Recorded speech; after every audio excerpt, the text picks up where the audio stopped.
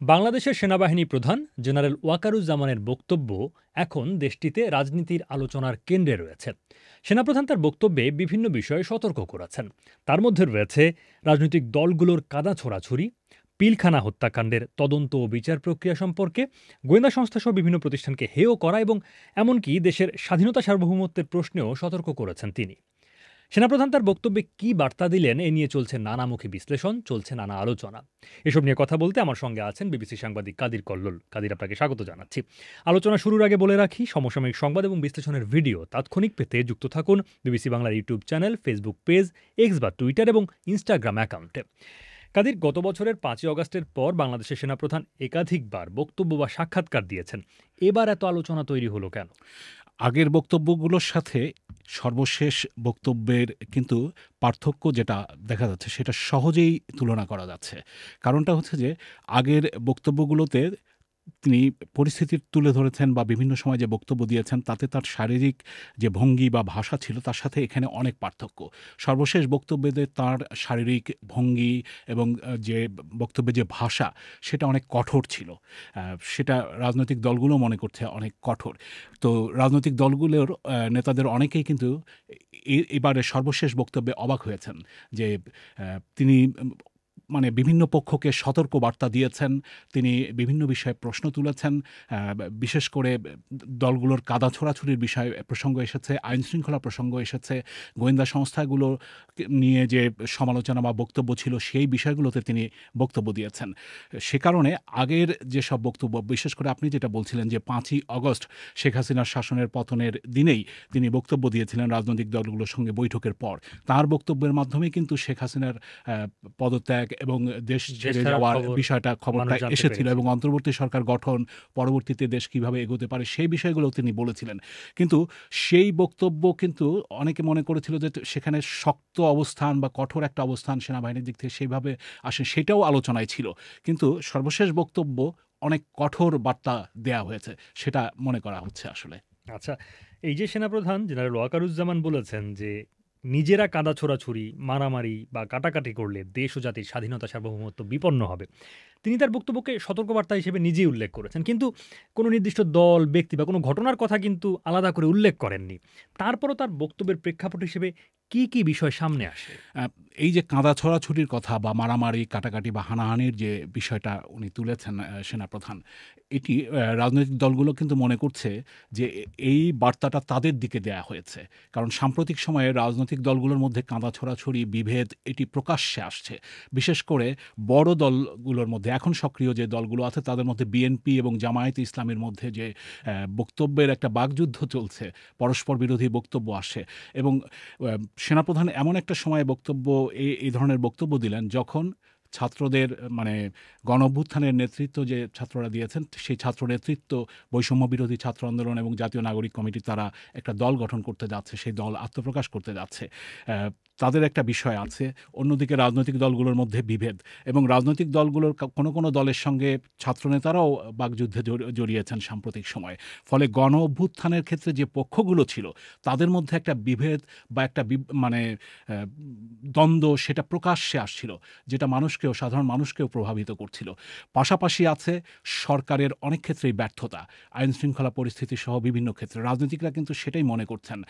যেমন দেশের এখন অন্যতম প্রধান দল বিএনপি, সেই দলটির মহাসচিব মির্জা ফখরুল ইসলাম আলমগীরের সঙ্গে আমি কথা বলেছিলাম। তিনি যেটা বলছেন যে এই বার্তাগুলো এসছে রাজনীতিকদের পক্ষে, সংশ্লিষ্ট পক্ষগুলোর দিকে তাকিয়ে তিনি দিয়েছেন সেনাপ্রধান এবং সরকারকেও দিয়েছেন।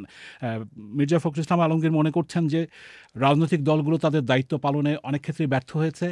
অন্তর্বর্তীকালীন সরকার তারও অনেক ক্ষেত্রে ব্যর্থতা আছে। এই কারণেই সেনাপ্রধানকে এ ধরনের একটি কঠোর বক্তব্য দিতে হয়েছে। আচ্ছা, general Waker police, RAB, BGB, DGFI, NSI এর মতো সংস্থাগুলোকে আন্ডারমাইন না করার জন্য বলেছেন। এই বক্তব্যটির তাৎপর্য কি খাদির? এটা আসলে আইনশৃঙ্খলা পরিস্থিতি নিয়ে যে বক্তব্য এসছে, সেই ক্ষেত্রে তিনি এই বক্তব্যটা দিয়েছেন যে আইনশৃঙ্খলা পরিস্থিতির যে নিয়ন্ত্রণে নেই, যে খারাপ অবস্থা, যে একটা উদ্বেগজনক অবস্থা, সেই জায়গাটাতে তিনি বলেছেন যে এই প্রতিষ্ঠানগুলোকে হেয় করা হচ্ছে। আসলে ডিজিএফআই, এনএসআই, বিভিন্ন গোয়েন্দা সংস্থা এবং পুলিশ তাদের যে তৎপরতা সেগুলো নিয়ে বিগত সময়ে ছিল, সেগুলো নিয়ে অনেক সমালোচনা ছিল রাজনৈতিক অঙ্গনে। সে কারণেই এই ধরনের একটা বক্তব্য এসেছে। তিনি বলেছেন যে পুলিশ কাজ করছে না।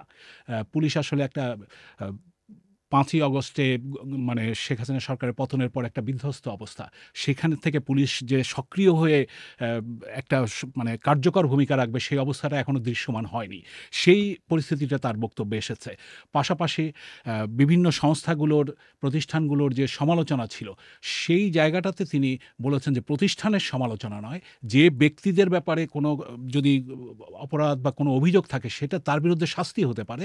কিন্তু প্রতিষ্ঠানকে হেয় করে সেই প্রতিষ্ঠানের মনোবলকে ভেঙে দেয়া হতে পারে।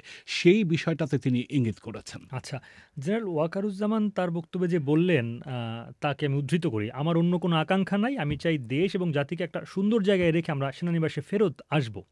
এর থেকে কি বার্তা পাওয়া যায়? এখানে আসলে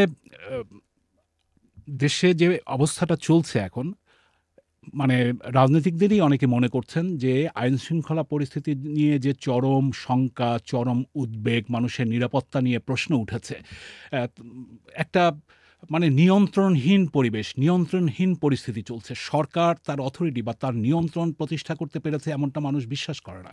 সাধারণ মানুষ মনে করে না। রাজনৈতিক দলগুলোও মনে করছে না যে সরকার একটা নিয়ন্ত্রণ প্রতিষ্ঠা করতে পেরেছে। সেই পরিস্থিতিতে নানান রকম আলোচনা রাজনীতিতেও আছে যে যদি সরকার ব্যর্থ হয় তাহলে কি সামরিক শাসন বা তাহলে কি অন্য কিছু? এই ধরনের বক্তব্যগুলো ছিল। বাংলাদেশে তো সামরিক শাসনের অভিজ্ঞতা রয়েছে। এর আগে বিভিন্ন সময়ে হুম। অভিজ্ঞতা আছে। এই আলোচনাগুলো আছে রাজনীতিতে। সে কারণেই হয়তো তিনি এ ধরনের একটি বার্তা দিয়েছেন যে তার কোনো আকাঙ্ক্ষা নেই। তিনি চান যে একটি গণতান্ত্রিক দিকে দেশটা এগোক। এই কারণেই হয়তো তার এই বক্তব্যটা এসেছে। রাজনীতিকরাও এমনটাই ধারণা করছেন। আচ্ছা, পিলখানা হত্যাকাণ্ডের ব্যাপারে কোনো ইফ, বাট এইগুলো নেই। আ এবং সেগুলো আনলে বিচারিক প্রক্রিয়া ব্যাহত হবে। সেনাপ্রধানের এই কথাটাকে কিভাবে দেখা হচ্ছে? এইটা কিন্তু বেশ শক্তভাবেই উনি বলেছেন। উনার বক্তব্যটা যদি আমি কোট করি, উনি বলেছেন যে, "একটা জিনিস আমাদের সবসময় মনে রাখতে হবে, এই বর্বরতা কোনো সেনা সদস্য করেনি। সম্পূর্ণটাই তদন্তাধীন বিজিবি, মানে আগে বিডিআর ছিল, সদস্যরা তারা সংগঠিত করেছে।" উনি বলেছেন, "ফুল স্টপ, এখানে কোনো ইফ এবং বাট নেই। এখানে যদি ইফ এবং বাট আনেন, এই যে বিচারিক কার্যক্রম এতদিন ধরে হয়েছে, ১৬ বছর ধরে, ১৭ বছর ধরে যারা জেলে আছে, যারা কনভিক্টেড, সেই বিচারিক প্রক্রিয়া ব্যাহত হবে। এই জিনিসটা খুব পরিষ্কার করে মনে রাখা প্রয়োজন।" রাজনীতিকরা মনে করছেন যে এটা খুব কঠোরভাবে তিনি একটা অবস্থান তুলে ধরেছেন। এখানে একটা বিষয় আমি সাবেক একাধিক সেনা কর্মকর্তার সঙ্গে কথা বলেছিলাম, রাজনীতিকদেরও অনেকের সাথে কথা বলেছিলাম। তাদের যে বক্তব্য পেয়েছি মনে হয়েছে একই রকম। তারা মনে করছেন যে সাম্প্রতিক সময়ে এই অন্তর্বর্তী সরকারের সময়ে এই ঘটনার ব্যাপারে আগের বিডিআর এখন বিজিবি যে সদস্যরা সে সময় মানে আটক ছিল বা গ্রেপ্তার ছিলেন, তাদের অনেককে মুক্তি দেওয়া হচ্ছে। যে বিষয়টা একটা ক্ষোভ তৈরি করেছে। সেনাবাহিনীর কেউ মনে করেন যে এটা সঠিক হচ্ছে না। সে কারণেই একটা ক্ষোভের প্রকাশ কিনা এ ধরনের প্রশ্নও আছে রাজনীতিকদের মধ্যে। তিনি তার বক্তব্যে বলেছেন, "আমরা দেশে একটি ফ্রি, ফেয়ার অ্যান্ড ইনক্লুসিভ ইলেকশনের জন্য সামনের দিকে ধাবিত হচ্ছি।" তাকে উদ্ধৃত করলাম। এবং প্রধান উপদেষ্টার ব্যাপারে ঐকমত্যের কথা বলেছে, যে ব্যাপারে প্রধান উপদেষ্টার সঙ্গে তার কথা হয়েছে, তিনি একই রকম ধারণা পোষণ করেন। নির্বাচনী সংশয়ের কথা তো রাজনীতিবিদদের কেউ বিশেষ করে বিএনপি নেতারা স্পষ্ট করেই বলছিলেনও তারা। সেই প্রেক্ষাপটে সেনাপ্রধানের বক্তব্য থেকে কি ধারণা পাওয়া যায়? সেনাপ্রধানের বক্তব্য থেকে মানে দুটো বিষয় বার্তা আসছে। একটা হচ্ছে যে তিনি নির্বাচনের কথা বলছেন। তিনি মনে করছেন ডিসেম্বরের মধ্যেই নির্বাচনটা হতে পারে। অন্তর্বর্তীকালীন সরকারের শুরুতেই কিন্তু ১ম সেনাপ্রধানের দিক থেকেই একটা সময়ের কথা এসেছিল। সরকারের দিক থেকে সেভাবে সময় বলা হচ্ছিল না। সেখানে তিনি ১৮ মাস সময়ের কথা বলেছিলেন। সর্বশেষ বক্তব্যেও তিনি কিন্তু সেটি মানে উল্লেখ করেছেন যে তিনি এর আগে ১৮ মাস সময়ের কথা বলেছেন। তারপরে গিয়ে প্রধান উপদেষ্টার দিক থেকে একটা বক্তব্য এসেছিল যে একটা সময় যে ডিসেম্বরের মধ্যে অথবা আগামী বছরের জুনের মধ্যে, সেটা সংস্কার প্রশ্নে। তবে রাজনৈতিক দলগুলোর মধ্যে সংস্কার, নির্বাচন এ নিয়ে একটা বিতর্ক চলছিল। এখন যদিও সেই বিতর্কটা অনেকটা পিছিয়ে পড়েছে। মনে হচ্ছে যে এখন সরকারের দিক থেকেও যে তাগিদ যে ডিসেম্বরের মধ্যে নির্বাচন করা, সে ধরনের একটা বক্তব্য সরকারের দিক থেকেও দেয়া হচ্ছে। তবে তাঁর যে বক্তব্য সেখানে একটা তিনি বার্তা দেওয়ার চেষ্টা করেছেন যে তিনি আসলে নির্বাচনমুখী বা গণতন্ত্রমুখী সেই অবস্থাটা তারা চায়। তাদের দিক থেকে একটা বক্তব্য দেওয়া হলো।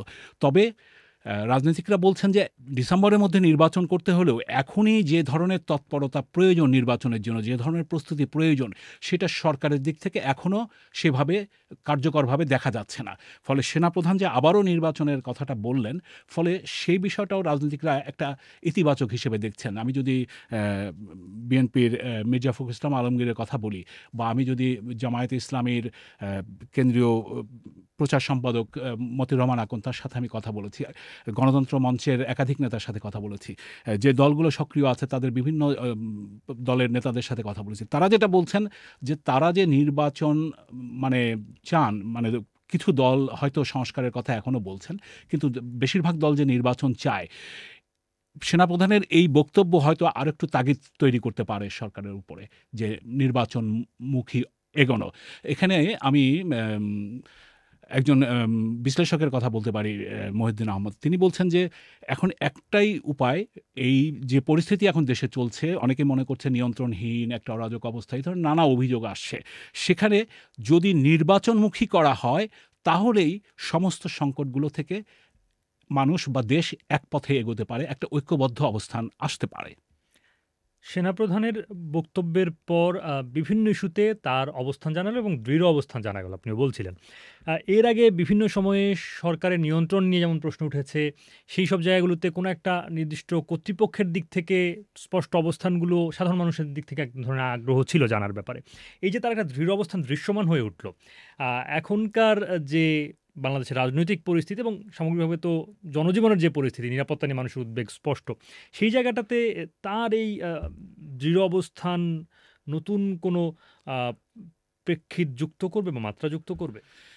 যেটা হচ্ছে যে রাজনীতিকরা মনে করেন যে আসলে সরকারের দিক থেকেই একটা শক্ত অবস্থান আসা উচিত ছিল অনেক আগেই, তাদের অথরিটি বা তাদের নিয়ন্ত্রণ প্রতিষ্ঠার জন্য। সরকারের দিক থেকে কিন্তু সেইভাবে কোনো বক্তব্য এখন পর্যন্ত, সে কঠোরভাবে একটা অবস্থান সেভাবে মানে দৃশ্যমান নয় কাজে এবং বক্তব্যেও। সেখানে যেটা হচ্ছে যে সরকারের দিক থেকে যখন বক্তব্য আসছে না, একটা আলোচনা রাজনীতিতে আছে যে সরকারের বা ক্ষমতার কেন্দ্র কোথায়। সেখানে সরকার, অন্তর্বর্তী সরকার তো আছেই, প্রধান উপদেষ্টা আছেন, পাশাপাশি সেনাবাহিনী বা সেনাপ্রধান শুরু থেকেই তাদের সর্বাত্মক সহযোগিতার কথা বলছেন। ফলে এই দুটো জায়গার মধ্যে সেনাপ্রধানের দিক থেকে যখন এই বক্তব্যটা বক্তব্যটা এলো, তখন এটা কিন্তু একটা বার্তা দেয় যে কোন দিকে এগোতে চায়, ভবিষ্যৎ রাজনীতি কোন দিকে এগোতে পারে। তবে ভবিষ্যৎ রাজনীতি আসলে কোন দিকে এগোতে পারে, নির্বাচন বা সামনে কি হতে পারে, সেগুলো এখনই বলা মুশকিল। বড় দলগুলো চাইছে নির্বাচনমুখী একটা অবস্থা নিয়ে সেই জায়গাটাতে ঐক্যবদ্ধ করা। তবে যেটা হচ্ছে যে রাজনীতিকরা মনে করছেন এটা একটা বার্তা দিতে পারে, এটা একটা বার্তা দিচ্ছে যে একটা কঠোর অবস্থানের দিকেই এগোনো উচিত।